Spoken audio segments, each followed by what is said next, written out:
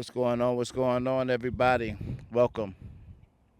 I have the one, the only, Marcus Hammond with me, the owner, the creator, the brain behind the Black Food Truck Festival based out of Charleston, South Carolina. Marcus, how you doing today? Man, I'm good. I'm good, man. I appreciate you having me. Perfect, perfect, perfect. So, just giving a little background about yourself. Just tell the people a little bit about yourself, who you are, where you're originally from. All right. Well, like Drew said, I'm Marcus Hammond. I'm the founder of the Black Food Truck Festival. Originally from Memphis, Tennessee. I've been in Charleston for over 20 years now. Got here via basketball scholarship to the College of Charleston, and man, just been on the grind since. Graduated in '09 from the College of Charleston, and just done everything from sell furniture to cars. Went to corporate and banking. Ended up with the Black Food Truck Festival. So, coming from corporate to banking to being a full time entrepreneur, what has that journey been like for you? It's been incredible, man. Um, I always saw myself being some sort of entrepreneur. I love people. I love being able to connect and interact with people. And so, being in corporate really taught me the skills. I started off going straight into entrepreneurship. And anybody who's an entrepreneur, they make it look sexy now, but you gotta learn how to work and being able to go to corporate and kind of learn some of those skills, and now being back out here and using my personality and my love for connecting with people and talking to people, man. I think I've learned a lot, and experience is the best teacher. Beautiful. So you played ball for the College of Charleston. Yep. You end up coaching as well. Yeah. And Yeah. so you've been, it's a lot of trades you've had, honestly. Yeah. But to really step into entrepreneurship, for those who need a little hurdle to get over, that hump of like, what should I do? The corporate thing ain't working for you. The mediocre jobs ain't really working for you. And finding the passion and having the heart to love something tremendously, unconditionally, Right. to see it through. What could you say to that person? Man, first, for me, you gotta know yourself first. You know what I mean? You gotta know what kind of skills you possess before you just jump out in the market. I mean, you can jump out here and build a parachute on the way down, but sometimes it's gotta be a risk reward. With me, myself, not having kids, really not being married, being able to just fend for myself, I got a different set of responsibilities where I know it's all on me. If I would tell a young entrepreneur who just wanna jump out there, man, really study yourself, because it's gonna take a lot of discipline. It's gonna take a lot of late nights. It's gonna take a lot of sacrifices. It's gonna take an obsession to really get to where you wanna go. But you gotta be willing to put in the work, and you gotta be able to take risks. You gotta be willing to take risks. So coming from Memphis Right. to Charleston, South Carolina, what was that transition like for you? It was a huge culture shock. It's still, when I go home, I was just home a few days ago and coming back here, it's a big culture shock, but it's kind of the best of both worlds for me. Memphis is hot right now. If you know anything about Memphis, Memphis is It's known dangerous. it's dangerous. You know what I mean? But for me, it's home. I grew up in a loving family, a beautiful family. I love my city. I love my neighborhood. But shout out to Oak Haven, by the way. But like, Memphis gets a bad rap for all of the negative things. But Memphis has a lot of community, a lot of culture, a lot of soul, a lot of music, a lot of grit, a lot of passion. Like, Memphis is a really, really dope place. And it's kind of rough seeing, how they highlight all the negative and the dangerous things about Memphis, but it's a lot of positive stuff going on in Memphis. And so coming from there and then coming here to Charleston, immediately after high school, I went to a prep school. Prep school's a lot more popular now. But I went to Brewster Academy, one of the top basketball programs in the country. And I was up there in New Hampshire for a year. And it was a culture shock there, but I knew I was only gonna be there for a year. But then coming down to Charleston, I took a visit on my summer before going to Brewster. And I was like, I saw the palm trees and I saw the city and ate the food, went to the beaches, and just fell in love with the place. But as you know, like, downtown, it's changed drastically in the last 5 years. And it was changing when I got here. And so it was a big culture shock from coming from a neighborhood where the mayor looks like you, everybody in your family looks like you, everything around you kind of looks like you, and that's who you kind of get to know to come into Charleston, where you got to adapt downtown Charleston specifically. Because if you go to the College of Charleston, you're going to be in the heart of downtown, and it's a big culture shift. And so being able to navigate that, it was hard my first 2 or 3 years, but once I learned it, kind of like figured out, you know, my path and who I wanted to talk to, who I wanted to connect with, things just kind of flowed. So from that, you have you got here in Charleston in what year? '04. '04. So now you got to think about Charleston in '04 and the progression of '04. How much people came and gone, organizations came and gone, Yep. the clubs that look different, the Way streets look different. different. Everybody was Restaurants. parking on Yeah. Market Street back then, Yep. Now it's not on on King Street. Yep. Yeah, And yeah. Upper King at that. Yeah, right, right, It's right. not just the main King Street. It's like all the way down past Graff Yeah. to where you can put Rodney Scott's on King and what's that, Grove, Mm-hmm. and it be popping. So Yeah. the dynamic of Charleston has completely shifted from '04 to now. Yeah. So the black culture of Charleston from 2004 to now, what would you say has been the best change, or what would you say that you see has been different for our culture here in Charleston? The culture here is always going to be a beautiful thing, but it's the ownership and the presence downtown that's really changed. And we didn't have a lot of spots back then, but we had spots that we could go to. And we had spots that were a little bit more welcoming to the culture than there are now. Now it's a lot more corporate. It's a lot more places that love the culture but don't really want culture in certain places. And that's a topic for a whole nother day when you talk about the risk reward factor on how our culture can be sometimes. But the reason black people come to Charleston is for the culture, and the reason people across the world, not just black people, come to Charleston is for the culture. So the culture has always been here. It's just how can we make it presentable, and how can we present the beauty of Charleston through the black lens, present all over Charleston, and not just in spots where we're allowed, or spots that are often far out and not attainable for tourists or attainable for people in the city. The thing about Charleston, it's not one specific centrally located place where there's a ton of black people and black ownership and black restaurants like in a lot of cities. You go to certain cities, you know, in this neighborhood you can go there, in that neighborhood you can go and get what you need from that place. But downtown Charleston is just missing a presence of culture in the city. So with that being said, you created the Black Food Truck Festival Yeah. for people like me and you to be able to find a good time and have a good time, to travel for a good time. So I gotta ask you, what inspired you to create the Black Food Truck Festival, and what was your initial vision for this event? Oh man, I think the last question was a good segue into this and what's changed in Charleston.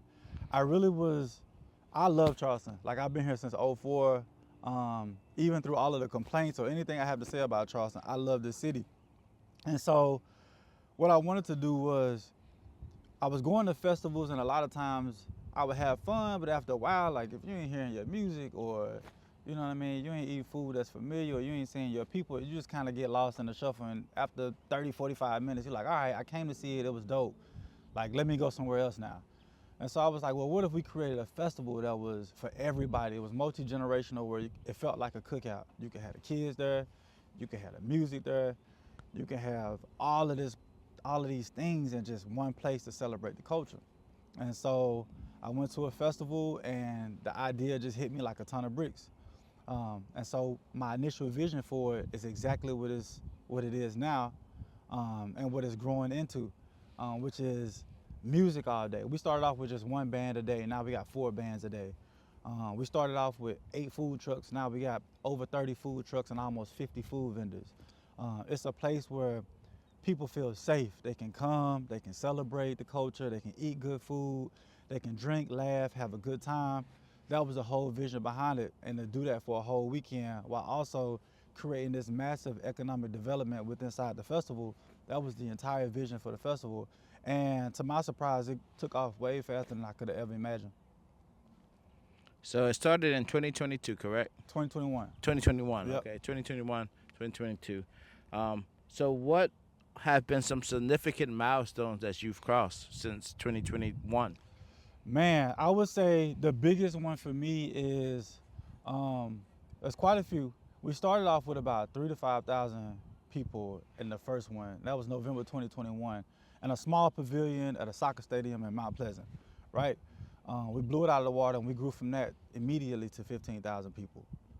That was the first significant milestone.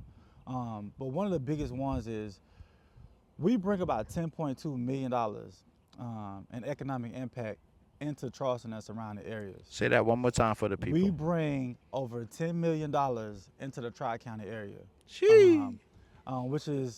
which is amazing. But just in our little festival over 2 days, we create almost $3 million. And that's for all of the small businesses that come out to the festival. And you gotta think about, everybody thinks about the food trucks, but we don't think about the staging and lighting, the photographer, the videographers, the cleaning lady, security, graphic design, all of these different people who contribute to the festival. We're creating a massive economic impact just within our own little bubble. So with it being called the Black Food Truck Festival, Right? how has the festival supported and promoted black-owned businesses within the community? Man, the name speaks for itself. Instantly, I think a lot of time we get lost in social media and we don't realize like what's really going on around us. And social media and in the news, they'll have you sometimes thinking that we don't really support each other when it's actually the opposite. Black people love to support each other. And so when they hear Black Food Truck Festival, it automatically sets something off in your mind to be like, man, what is that? Like, I wanna go check that out. What is it about? I know the food's gonna be good. That's the common thing, you hear, but you don't think about all the other aspects of the culture that we just talked about, like the music, the community, seeing friends that you haven't seen in a long time. Man, like that's major. Now that's huge, definitely, because I know the need of community here in Charleston. Yeah. I know the need of being accepted as being an African American here in Charleston.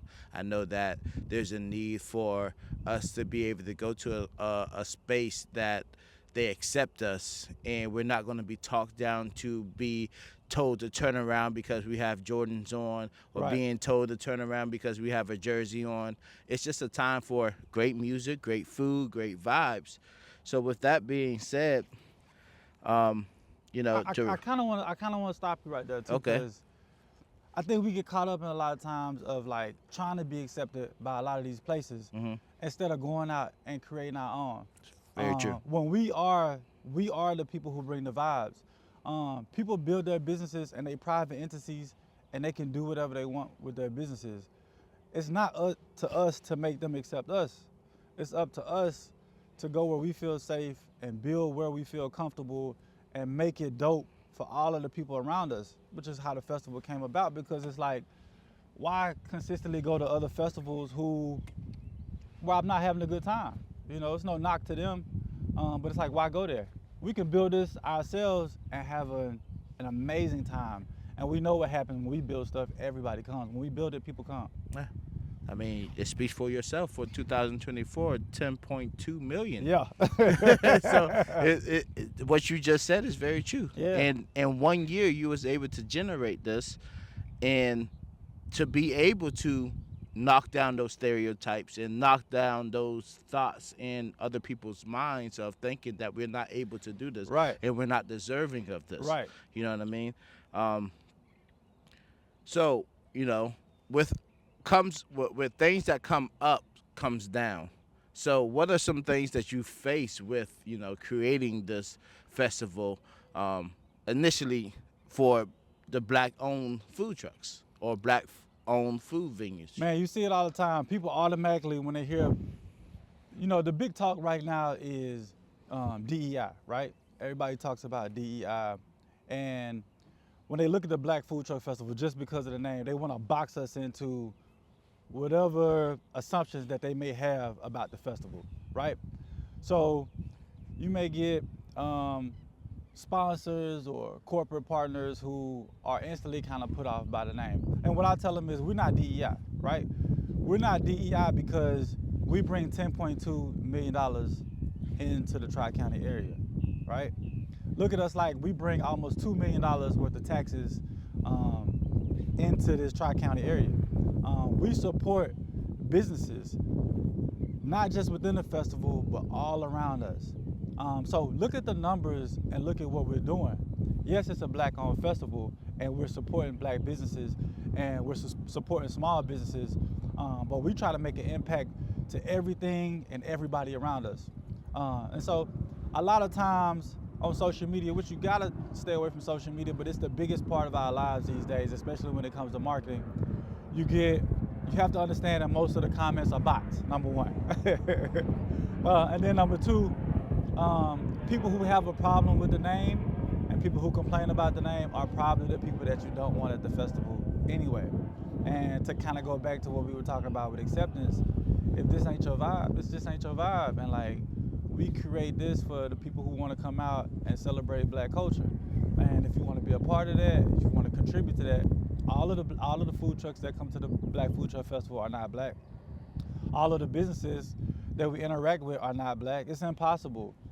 This is a celebration of Black culture and community, and showing people in the community different entrepreneurs that they can network with. We got kids out there. We got a big kids zone. It's always a blessing to see kids come out and interact with business owners, see musicians, see people behind the lens like yourself.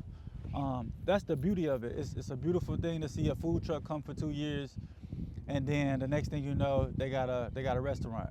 And to know that we were a small part of that. You look at Keonis. Keonis has come to the Black Food Truck Festival since day one. Big up, big up. Big up to Keonis, and Yeah. Mark is doing his thing. Now he's out in Somerville doing his thing. Chef B's hit me the other day. She's been coming to the festival the last 3 or 4 years. Now she's opening up a brick and mortar. Beautiful. Daddy's Girls has been there since day one. They started off with a tent. Now you can catch them over on rentals. Big up. Fantastic treats. Like, people look forward to this opportunity to come out and really see a big increase and a big influx of economic income into their small business. So you can't box it into just Black Food Truck Festival because of the name, which tends to be the only time that we want to box things in is when it's Black. Only times we want to block, but it's a celebration. You know what I mean? Like, this is a celebration of culture and excellence and community and music and food and small businesses, big businesses, and so on and so forth. And so we always welcome the conversation to anybody who want to ask about it. You know, we welcome it all because we're proud of it. So it's not, the name is Black Food Truck Festival, but inclusion is also the name of the game for you. Absolutely. This is the name of it is a celebration. You know what I mean? Like, it's a celebration, it's education, but we welcome everybody. Like, anybody that wants to come out and have a good time with us, they can come out and have a good time. That's what we want. Like, we want everybody to come out. And when you go to the festival, you come out there, you see everybody out there. I think when people come out there, they're like, oh, okay, I get it now, you know? Because for me to tell you that, you know, we sold 13,000 tickets last year, you don't really think about it until you get out there, and you just don't see 13,000 people. You see mostly Black people, and then you see a whole community of people interacting with each other. It's a beautiful thing, man. It's dope. 13,000 people from the courts of College of Charleston. That was also 13,000 plus. Yeah. You know what I mean? Right. To now a venue for people to come be celebrated. And, you know, speaking from my personal experiences, I've had people from Savannah, Georgia, people from Atlanta, Georgia, people from Durham, North Carolina, where I'm originally from, people from Charlotte, North Carolina, people from all surrounding areas actually hitting me like, hey, are you coming out there? Because I'm on the way. You know what I mean? But to be able to get recognition from multiple states around us, what would you say is the future of the Black Food Truck Festival? Man, I got a theory about everybody coming from everywhere else. I have felt, especially not being a Charlestonian, like not growing up here, that This is a big tourist destination. This is like one of the hospitality meccas of the world. And black people want to come and enjoy that too.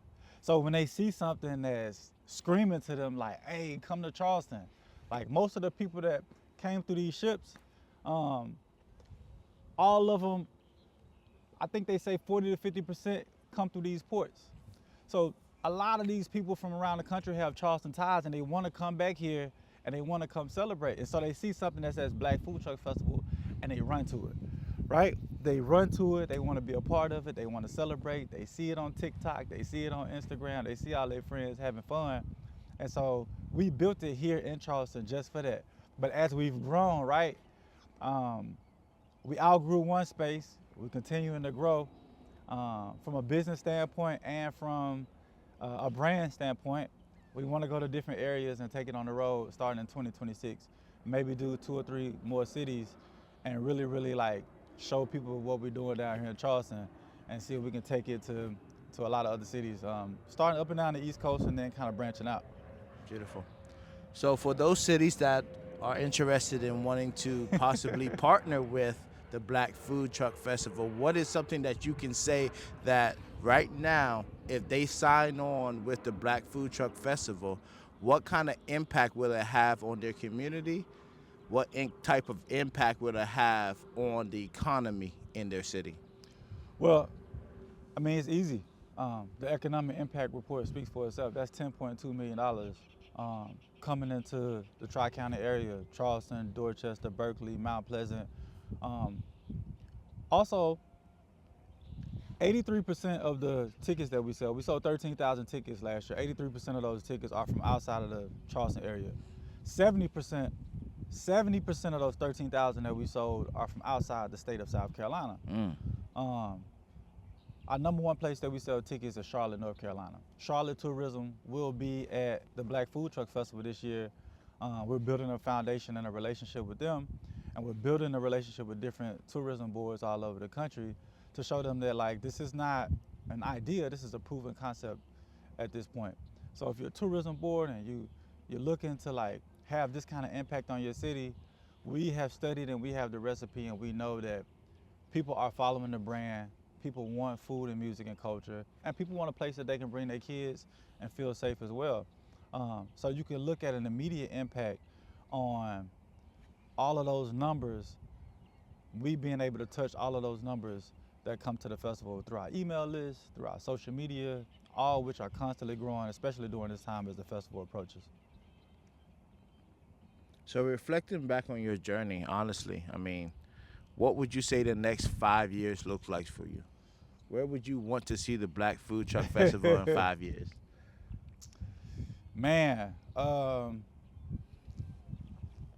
my raw thoughts, like just off the top of my head, while we would love to go to 2 cities, I also battle with, you know, if we want this to be the essence of Charleston, right? Like yeah, we would love to go all over the country, but we know that this is home for us.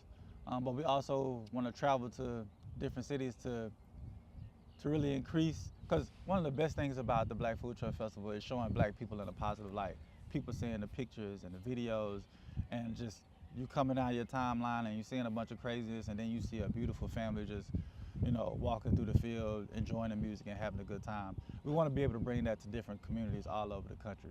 So one, it's either going to be a huge festival just in Charleston, or we'll have 4 or 5 hubs throughout the country. That's one. And number 2, in 5 years, what I see for sure is we'll have big name acts at the Black Food Truck Festival. The goal for me, which would be a beautiful thing, is to have some of the best artists in the world come and perform at the festival with live bands and be able to keep the price point the same. That's one of my biggest goals. If we can really partner with corporate sponsors and really get some really dope artists to perform live with live bands, maybe 1 or 2 per day. We can get them to perform with a live band, keep the price point between 15 and 30 bucks, and then be able to mix in local artists and put them on the same bill. That's where I see my goal at for the next 5 years, and then branching from the festival and been creating other experiences as well. Wow. Wow, Marcus. That's amazing, man. Your heart is big. You know, your goals, your dreams are big, and you know when you really think about it, for somebody to not be originally here from Charleston, you have a lot of love for Charleston. You want to see Charleston, and to bring 10.2 million to Charleston, you could have brought that to Memphis. Right. You know, you Right. could have brought that to Charlotte. You could have brought that to any other city, but you brought it here because you made a name here for yourself. You made a home here for yourself. And for others out here who are looking for a home and looking for a reason to start something, you know, you're just 1 foot away from putting a step forward and creating things happening. You know, Absolutely. because this thing that started from a vision, it started from a dream, and then you put 1 foot forward, and then that other foot came along, and then another foot came along. You Yep. see what I'm saying? Yep. And now you have motion, now you have drive, and to continue your drive, you know, what are some things that you do for yourself? I mean, if anybody knows Marcus, if you're driving down King Street at a certain time of day, Marcus is out there running for his life, you know. Yep. But to lock in and, you know, be able to tap in for yourself, what are some things that you practice to continue to have a level mind through all this thing? Because sometimes, you know, you look at those comments and it's like, Black Food Truck Festival, Right. why not the White Food Truck Festival? You know what I mean? Right. Like, you see those things and it can be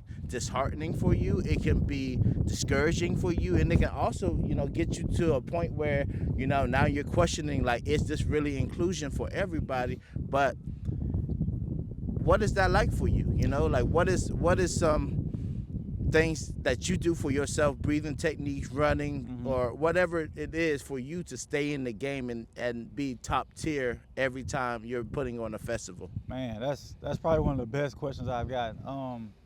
For me, man, I would say the first year or two, that first year, like, I didn't expect it, you know what I mean? Like, I thought I was doing something dope. You know, you come up with this idea, it's your baby, you like, oh man, everybody's gonna love it. And you know, I expected to get some of the questions that we talked about today, which I didn't get many the first year. But what I didn't think about, I don't know why I didn't think about, is when we running Facebook ads, the comments, like, they just went crazy. Like, and I would get all of these comments from seemingly white people, because like I said, it's a lot of bots. And you know, some of it is real. You know, all of this complaining about, oh, it's the Black Food Truck Festival, you know. Some of it be funny, you know what I'm saying? Like, oh, I know it's gonna be a lot of high blood pressure and a lot of salt. And I mean, just some of the craziest things that you can think of. And you know, I didn't expect that. And I would read all of these comments and it would be tough, like, not to respond to them. And then you go out, you have a couple drinks, and you read them one night, you end up, you know what I'm saying, responding. Or, you know, you'll see your own people kind of, you know, complaining about, like, well, you know, we got to pay to get in and we got to pay to get food. And then you start to, like, really, like, think about, are you doing, like, how is this going to go over well? And so what you realize is that you do the very best that you can. And you try, especially when you put on an event, you try to please everybody, knowing that you can't, right? You do the very best that you can to be as hospitable as you can. And you have to know that the customer is not always right, but the customer is always first. And so what's really, really, really helped me in seeing a lot of the negative comments is to read the positive ones. Because for every negative comment we get, we got 8 or 9 positive ones, right? Also, what's really helped me is knowing that we always put the customer first. So for us, everything we do is with the attendee in mind. So if they didn't have a good time, we ask them, we try to figure out what it was. We try to figure out, is that gonna affect us? We do it. We try to figure out if we can do it better. You know what I'm saying? We try to learn. I'm not a fan of just not reading any of the negative comments, because some stuff is true. Some stuff has really, really helped us over the last 4 or 5 years. People talk about long lines sometimes. Every year we get better and better at creating an environment where people don't have to stand in lines. They complained about the parking at one point. We opened up 2 gates. We figured out the parking layout. So you gotta read that stuff so you can get better. And you gotta kind of eat the meat and spit out the bones. And so that's one of the things is really like putting the customer first and knowing the mission of your business and sticking to it. When you do that, you know that everything you're doing, it just might not be for the person that has the negative comments. And for myself, man, I'm always trying to learn new things. I just finished up. I've been learning tennis for the last year and a half. Like you said, you at any time you might see me, running down King Street. I'll go walking. I'll go running every day just to kind of clear my head. Um, so a lot of times I won't even listen to music, man, just so I can, like, we out here on this beautiful dock, just so I can kind of be in nature and really, like, you know, put myself first and get my health in order and making sure I'm getting some sun. And I just finished up a raw juice class, a raw juice fast the last 7 days. Really just like staying tapped in, man, and being around people that love me and really just working hard on myself and staying fit and doing things that's fun and challenging, man. Like, I'm a basketball player. Now you see me out on the court with some little shorts playing tennis. You know what I'm saying? Like, I'm not a runner. I don't like to run, but I get up and run just so I can stay in shape and stay on point. I love fried chicken and barbecue. I'm a Memphis kid at heart, but I gotta do raw juices and eat healthy and keep myself on point. Cause the more clear I am, the better I can be for everything that I'm doing and all the people around me. I know that was long-winded, but the plane kind of threw me off. Nah, it's all good, man. We outside, literally you're outside here Yeah. in the beautiful low country. We got Ashley River in your background currently. Yeah. We're sitting here having a great conversation, and this is what Charleston's about, being able to be at any point of Charleston. You're going to get stuff like this. You're going to get a vibe. You're going to catch the ambiance of Charleston. You're going to catch the tourists arriving here in Charleston, you know what I mean? Getting ready to get, Right. to be here for the Black Food Truck Festival. Right, You know what I mean? Man, it's so dope, man. Like hearing like you talk about people from back home, like, man, I'm going to that festival, man. I had people stop me. I always got my T-shirt on. People always, make fun of me because I always got on some Black Food Truck Festival T-shirts. But I'll be in the airport, somebody be like, "Oh, I went to that." They have no idea who I am. Like that's the kind of stories I love to hear. Yeah. So, because you do represent your brand, and when I'm telling you guys, this man wears a hoodie, Black Food Truck Festival, T-shirt, Black Food Truck Festival, bomber jacket, Black Food Truck Festival, and being able to be out in the world and being able to, because you travel to St. Thomas like I travel to St. Thomas, and being able to take time for yourself, but also still represent your brand. What has the streets been?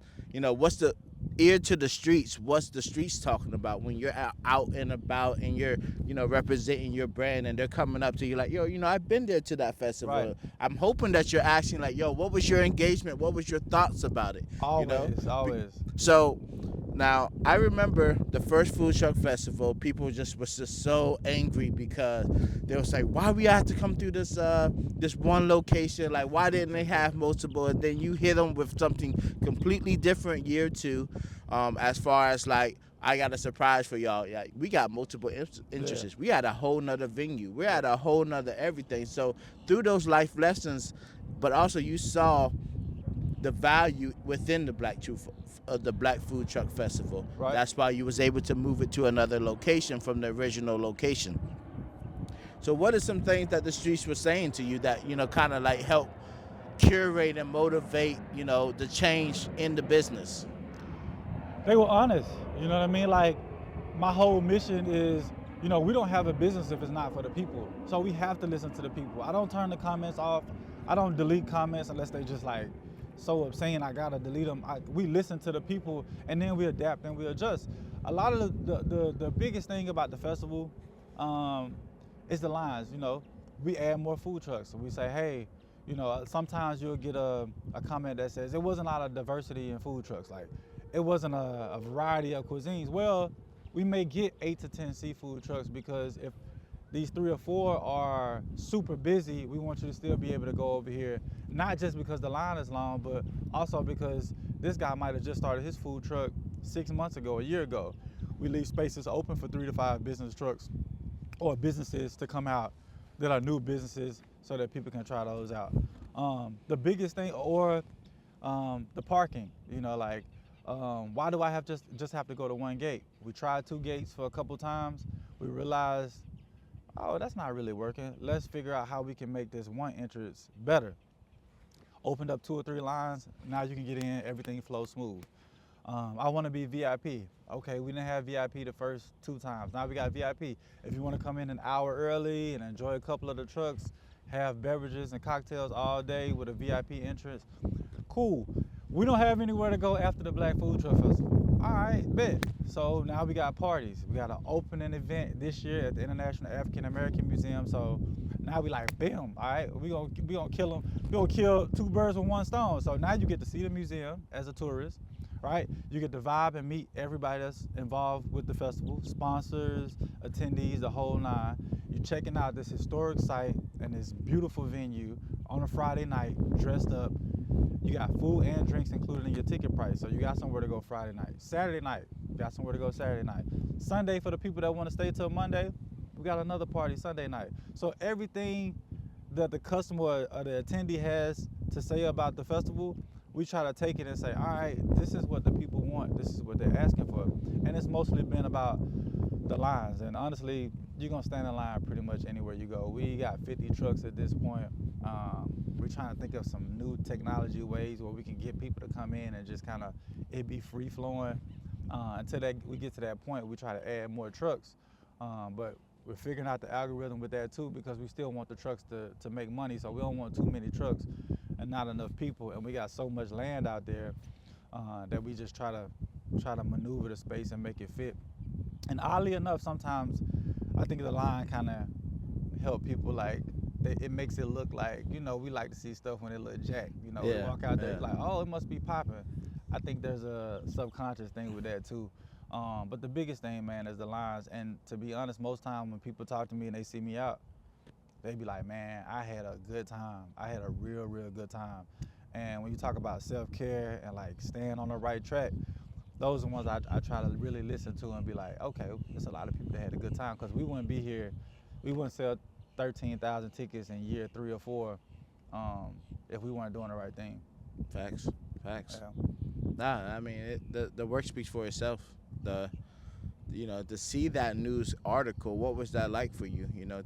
To see now that, from those harsh, nasty, negative comments of Black Food Truck Festival, Yeah. why not call it the White Food Truck Festival? How would you feel then to now showing the city how much revenue you're bringing into a city? Right. What was that like when that article dropped for you? Man, it was crazy, because we had one a couple years ago, and I think it was like 2 or 3 million. I remember being super excited about that. And we partnered with Explore Charleston last year, and they got the College of Charleston. So now it made it look official that the College of Charleston is doing this research, because we were supporting Empowered Analytics right here in Charleston. They were doing a good job doing all of our research and figuring out how much money we were bringing into the city. Small woman-owned business, and we were just happy to we were bringing in a couple $1 million into the city. And so when they told us that we would get College of Charleston to do the research, I kept telling them, be as conservative as you can be. Like, we want the real numbers. We want to really figure out how we can be better and how we can grow if there is a need for growth, and what are we really doing? Because the one thing I thought about when I got into this business is pulling the data. Like, I wanted people to have fun, but I knew the data and the numbers, statistics, analytics, that was going to be what I could really flip and be able to make a profit from. And so to be able to now see that the College of Charleston put it out, man, that was like a battery in my bag, man. I've never been a big analytics person, but now I'm like studying the numbers, and the numbers really tell the story of how everything is going. We've sold, The numbers don't lie. They don't lie, man. For instance, today I looked at a report. At this point, we've sold about 2,700 tickets, right? Last year, we sold 3,200 tickets at the same date. So we're not that far off. By the end of the day, we'll probably be somewhere around 2,800, 2,900. What's incredible to me is there's 17 days into the festival, and last year we ended up selling 13,000 tickets. So between now and 17 days away, we'll sell approximately, 10,000 tickets. Yeah. That's a lot to prep for. But because we have that data from last year and the year before, we know that, hey, we might be 500 tickets off, but we right there. Yeah. Yeah, we got to get prepared for it. And how can we get these businesses popping over the next 2 weeks? Yeah.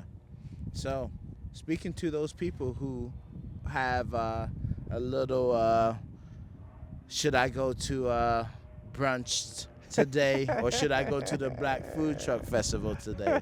You know, tell them something. I want you to talk to them right now. If you have to listen, come to the Black Food Truck Festival because you can do brunch at the Black Food Truck Festival. At the Black Food Truck Festival, listen, it's not just food trucks, right? We got 45 to 50 black-owned food vendors. This year, we got 3 day parties within the festival, right? So you come into the festival, you got the main stage with all of your live performances on the main stage, right? You also got right next to the main stage is our general admission bar, and we'll have a DJ at that bar on both days. That'll be a day party with a tent. You'll be covered. If the sun is out, you'll be good to go. You'll have some shade. You'll have the DJ. You'll have drinks sponsored by Tito's. All the way around the back of the field at the Black Food Truck Festival, we'll have a container bar. That container bar will be back there. We'll have cigars, hookah. It'll be enclosed. It'll be 21 and up. Each one of those day parties inside the festival, 21 and up. You'll be able to have seating. You'll be able to sit down. You'll have 50 options of food to choose from. You'll be able to go over there, sit down, eat, have a good time. On the back side of the festival, we got a tent. Throughout the day, on Saturday, we'll have a Stepper Fest at the festival. So all y'all with your fans, you want to come out with your boots, you'll be able to come out, Step, DJ T Money from Charleston to be out there. And if you just want to have your own space, you feel like you and your girls just got to have your own space, you and your boys got to have your own space. If you want VIP, VIP is only $125 for the day. It's $99 on Sunday. $125 for the day. You get your own restroom, you get a shaded area, totes, swag, and you get beverages, cocktails all day, and light bites. And Courtney the Poet will be doing the light bites in VIP this year. Big up, Courtney. Big up to Courtney, man. Sunday, you know, it's local day. Tickets only $15 to get into the festival on Sunday. VIP tickets are only $99 on Sunday. Brunch or the Black Food Truck Festival? You tell me. Like, brunch, you only got one option. The Black Food Truck Festival, you got 50. It's a no-brainer for me. Yeah, it's a no-brainer. It's a no-brainer, you know what I mean? man. But you know, you look at the price points, you look at the events that's happened in Charleston, and you know, there's other events that happen in Charleston that are over exceeding tremendously the $125 mark. You know, to be able to have a fair price point, you know, and to put the dedication into making sure that this is affordable for our people and everybody, honestly, you know, because this is inclusive. Right. You know, how do you come about your price point, and what goes into you thinking about your price point? It's a big heart at this point. Okay. It's a big heart, and it's also listening to the people. Like, I want a family of 4, you know, a husband, wife, 2 kids. I know that they paying $60 to get in before they even, you know, stand in line for food. I want them to be able to have an opportunity to come in and be able to try all the food trucks. I don't want to get it to where the price is so ridiculous that the average working person can't take their family out to come and enjoy the Black Food Truck Festival. So that's my whole thought process behind that, is having a fair price where people can come in and it's valuable for us, but it also gives them an opportunity to come in and enjoy themselves for a full day. Is it a little bit too nice? I don't know. You know what I mean? Like, we just try not to make it a detriment to ourselves. We're not trying to bust nobody's head. We just trying to make sure, man, people have a good time. For me, $125 to be able to drink from 11 a.m. to 7 p.m. is just, you know, or $99 on Sunday. That's crazy. $15 to get in, and you got 3 day parties. You got access to all these food trucks. You know, all these different stages. Your kids 10 and under are free. Your kids get to get in free and play. We really think about, you know, the family aspect of it all. We know we probably could go to a different market and probably charge more money, but I mean, like, we want to make money. Like, we in it to make money, but we also we putting the customer first, man. We want them to come out and have a good time. Yeah. And you don't hear that a lot, about putting the customer first. Yeah. You know, to take in the consideration of what customers actually feel, and also, you know, what it's like to be a consumer. Right. You know what I mean? You know what it's like to go to other festivals and spending top dollar to be a part of it. Or the events, and you spending all this money and you get in and you really don't get what you pay for. At all. At all. And, you know, and I go to them all. You know, that's one of the biggest things. I love supporting people in the city. Now on the back end, sometimes I'm like, hey, bro, come on, you ain't had to charge me all All that. right. You know, you ain't had to do me like that. But you know what I'm All saying? I pay it because, you know, we have to support each other and go out. But you know, as a customer, sometimes you know when you pay for something, you're like, man, I ain't get it. But then sometimes you pay, you like, hey, that was worth it. Like, you should be charging more. You know what I'm saying? Like, I spent 125 on a brunch and 2 bottles of champagne, and and they I probably got didn't. you cheap champagne. You know what I mean? I'm getting Andre, goddamn. You know what I mean? Like I'm getting Andre, and I don't get that feeling of like community. I Right. didn't get none of that. I just felt like I was drunk and I'm outside. Yeah, yeah. You like, but we want people to like when you leave, you like, man, I had a good time. Or when you see the brand, some of these people that randomly see me in the airport, like, man, I really enjoyed myself. I had a good time. We want you to go back and tell other people like, I had a really good time, and I was safe. You know what I'm saying? We was in there, we was safe. Everybody had fun. I brought the kids, put them over to the side. We chilled out. Hmm. Yeah, man. We want people. We put them first. That's number one. So, for those people who are looking to be a part of the Black Food Truck Festival, those of uh, you know who want to buy tickets, where can they go to get tickets? Where can they buy VIP? Is VIP still open? VIP is still open. Okay. VIP for Saturday is going fast. So over the next 2 weeks, over the next probably 7 to 10 days, I expect VIP on Saturday to be sold out.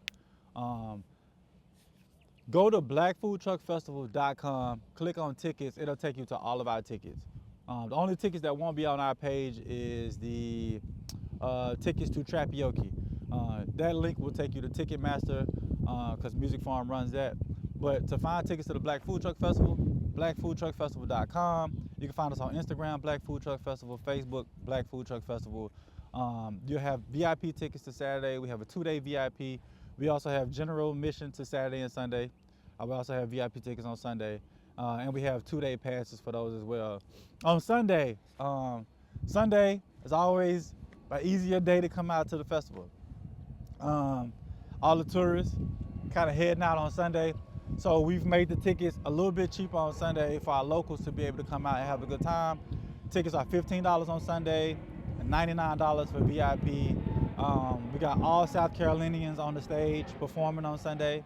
So that's gonna be a vibe. Come out, join us on Sunday. All the tickets are available at blackfoodtruckfestival.com. So all those block bleeders out there, Yeah. that means come on out on Sunday. Come you know on what I Sunday, mean? man. Yeah. Sunday is a vibe, and Sunday, man, if you really want a chance to really just peruse the whole area, go to as many different trucks as you want and not have to get there early, Sunday is your day. But if you want to see all of the people, so many people out there, you know, a ton of black folks just out there having a good time and building and networking and eating and enjoying music and food together, Saturday is your day. Perfect. I want you to give you the time right now to shout out your team, big up everybody that has helped you along the way to create this vision of yours. Yes, man. Big shout out to my mom and dad and my little sister, all my family in Memphis. They're the reason I am who I am. I always talk about my mom and dad being hosts all my life. Sunday dinners were always at my house. Barbecues always at my house. They really laid the blueprint for hospitality for me. And I always say many hands make light work. It's an old African proverb. And my team, I don't want to name them because I don't want to forget any of them. The Black Food Truck Festival team is a phenomenal team. If it's anything that, any skill that I'm proud of is being able to pick the team that I have, because this is not just about Marcus. You see my face a lot. People talk about me a lot, but my team is absolutely incredible. I never stop talking about them. They do a lot of work. They keep me in line. They keep my attention span where it need to be because my big dreams are having me from here to there, all over the place. And they really do a good job of like putting this festival on and making sure it runs the way it runs. Yeah, man, big up, man. Proud of you, Marcus, man. I got Hats man. off to you. Big shout out man. to Drew too, man. Yeah, We've been man, talking about this for a minute. Man, listen, OG, Charleston OGs, being out here in Charleston for the last 10 to 15 years. We were talking about it before. A lot of the familiar faces. Facts. A lot of the familiar surroundings and neighborhoods and areas and people that we know just being in this beautiful city. Shout out to you, man. Continue to do the dope work, bruh. Respect. It's crazy how a lot of us have seen each other throughout the years here in Charleston and never really just connected until the last few years. So, man, it's dope to see everybody kind of, growing up, man, and popping, really. Yeah, not Yeah. for sure, man. I definitely would say, it was. I think it was more so if like everybody was like pursuing dreams and creating dreams, and now we're all living it, and it's like, damn, it's dope to see everybody winning. Yeah. You know what I mean? And I will say that our community here in Charleston is one to be respected. Yep. You had also, before we get out of here, you made a status on Facebook about the blacks here in Charleston. Let's talk about that right quick. I really, I was a big fan in high school of like the Harlem Renaissance, and they would talk about all of those that big movement and what it did to New York and how all those black people were killing it. And when you look around at some of the people doing amazing things in Charleston, I really feel the status was there's a black renaissance in Charleston. I really feel like there's a community of people like really like stepping out and doing their thing. And they're being recognized outside of Charleston, but they're also starting to see what we need and how can we make that presence seen, felt, understood amongst ourselves here in Charleston. And I'm really loving it, man. Like, it's a really a beautiful thing to see. And once I think we're starting to elevate towards that ownership that we talked about earlier and getting people to really own what we want as opposed to acceptance. It was a big thing on social media a few weeks ago about the dress code. And, people have wrote, think pieces on like why we were dressed like we were going, to work back in the early 2000s because of how the dress code didn't want us in certain places, when the key is to start creating our own, you know what I'm saying, and building for ourselves. And I see that here in Charleston. I see that with Justin and Don Lucci, the dropping pen with Dave, you, myself, Tanika and Johnny with the Cocktail Bandits, who've been doing it for years. So many of these bright people. Courtney the Poet has been doing it forever. Courtney Waters just won a house seat. I mean, we could go on and on and on and on and on about the black people stepping up in politics, stepping up in ownership, whether it be product, whether it be Black Food Fridays with KJ just winning the James Beard Award. Big up, man. Big up. Everybody pretty much doing big things. Yeah.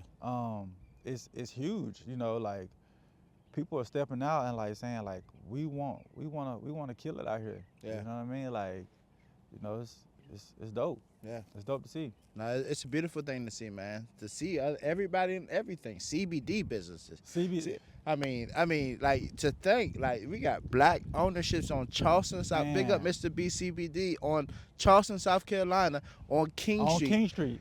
Having a black-owned CBD business. Right. You know what I mean? King and Romney. Yeah. Yeah, King and Romney. King and Romney. Come on, man. Like, to have the Cocktail Bandits, to have Lucci, to have D. White, to have all these people, Courtney the Poet. I mean, I could go back to 2006, 7, 8 with Courtney when we was at Serious Sundays at a motel and her doing spoken word. You Right. know what I mean? Like, just seeing everybody step into their lane. And like I said, we was writing those pages then. Now we put those foot forward. Now we're living in our truth. Yeah. You know what I mean? Living in our truth is one of the best things that I possibly could actually do in my lifetime. Yep. And to have, peers such as yourself and as, a few names that we named, there's multiples that we would Yep. name, but Wet Up and the King. Yeah, doing his I mean, thing, like, so much people that have really Yeah. we've seen the beginning of them, we've seen the consistency, and we've seen where it's gotten people in this world and gotten us in places that, ultimately we're not welcome at points, you Right. know? Like, Right. we're not welcome in a lot of spaces here in Charleston. Absolutely. we're not welcome when it comes to making the money. Right. We're welcome when it comes to spending it. Facts. You know, they want us to come in and they'll, you know, whenever you see a place that hasn't been welcoming us and now we're able to come in and from an entertainment aspect and be able to do parties and promote and bring our people into that space, know that space is probably struggling or it's about to close. So Facts. it's cool when people want to make money off of us, but when it comes to talking about actual business, like we want to own this, we want to be in it, we want to set it up to where we gonna really do some dope shit and make it happen. Then that's where the friction starts. You know what I'm saying? Like, but so long as y'all can bring y'all money in, like it's cool. This is cool. But we don't want you to really be the face of our business because we don't want to be seen as the spot on King Street that brings black people into it. So, but you know, if we failing, we only got a couple more months on our lease. Yeah. You know, we want to make a couple extra dollars. We know y'all gonna spend some money. We'll go ahead and let y'all in. That's been the play for 15 years since I've been in Charleston. Yeah. And when they started letting us come in and promote, and so, listen, we gonna go to the ownership side and we gonna do dope shit and we gonna create dope shit because everybody has their own place. I am all for businesses having their dress codes and doing whatever it is to the best of their ability for their businesses. It's a place that maybe I feel like going if I'm walking down King, maybe I don't feel like going that day. They have the option, they have their right. I always tell my people it's best for us to continue to network and start building our own and doing for self. Yeah. And that's my goal. You know, I got a long-term goal on that side of things, or short-term really, on that side of things. Opening up nice spaces and nice venues. That's another thing I see in the next, 1 to 3 years for myself, and because, man, it's a beautiful city, man. It deserves to be enjoyed by everybody. Yeah, for sure. And people do enjoy it when they come down here. They just gotta know where to go. Yeah, they love it. They love it here. Yeah. You know the thing, black people come to Charleston, they're like, what is it to do? Yeah. And you gotta ask them, like, what you mean? They're like, you know what I mean. Like, where can I go? I'm like, It ain't too many places. Yeah. But I think it's a renaissance in Charleston to where people gonna be able to come in town and be like, yo, I want to vibe. I want to go hear some R&B. Like, I want to go to brunch. I want to go to a dope brunch spot, and I have to drive all the way out past Somerville. Like, is there anything between here and Park Circle I can get some dope brunch, catch a vibe, hear some R&B, like mix and mingle, and feel welcome. Yeah. So, you know what I mean? Yeah. Like, cause Charleston got some of the best food 100% in the country. Yeah. You know what I mean? But after a while, sometimes you just want to be with your folk. You know what I'm saying? You want to kick it with your folk. You know what I'm saying? You want to. You want to catch a vibe, man. You want to see a lot of people like you spending money like you, right? And and you catch a vibe from that. That head nod of you passing an elder black. Yeah. You know what I mean? That just, you know what I mean? You know about them, especially downtown. You see them and they like. Yeah. That's, and my father, he grew up. He was born in 1950. You know what I mean? So he came through the integration of public school systems. Mm-hmm. He came through Orangeburg, South Carolina, during Orangeburg massacre. It's a blessing that I'm here, and people who know my story, they know my story. But at the end of the day, when I asked him, I said, what does this head nod mean when I'm passing a fellow black? And he said, you remember seeing people hold up the black fist? It's the same meaning, to have that representation of me and you are free. We're out here being able to do what we really want to do. And we're able to acknowledge one another. You got your pops on the pod yet? Yeah. I'm doing a doc with him right now. Because those are stories those are stories we need to hear. You know what I'm saying? Sure. Like, for sure. We need to be the generation to bridge the gap between us and the elders, man, and having them conversations, man. I'm looking for what's the next generation of people that's 25 to 30 that's coming in and want to do big things over the next 10 to 15 years. Very true. I don't want to be a 40, 50-year-old man that's like hoarding all the information and like not keeping up with what's going on. Like, you're doing a disservice to yourself and to the youth. Like, we talked about, 2010 to 2015, and we was mentioning some of the people that we know that's been out here doing stuff before we got on the pod, and it's like, I want to reach out to that group of 25 to 30-year-olds and like, how can we how can we make the learning curve like shorter for them? Yeah. You know what I'm saying? How can we connect with them and like what resources can we share? No, for sure. You know what I'm saying? Like, they probably know a bunch of stuff that I ain't got no idea about. I'm struggling with my TikTok over here. I'm like, oh my God, like I need somebody to come through and like show you boys some love with TikTok. But it's like, we need to have these conversations with them older people and with the younger folk. Like, that's what we got to do. Yeah, man. Appreciate you, Marcus, for your time, man. And for those who don't know, again, Black Food Truck Festival is happening very soon. April 17th. 25th through the 27th. There April you go. 25th through the 27th. Visit blackfoodtruckfestival.com for all the info, man. We got everything on the website. The one and only Marcus, y'all. Right here, one-on-one with Drew Dash. Appreciate your time, and I look forward to doing more business with you, more conversations with you, and look forward to April. Appreciate it, bro. I got tickets for you. Come on. Yeah, through, man. bro. Respect. All right.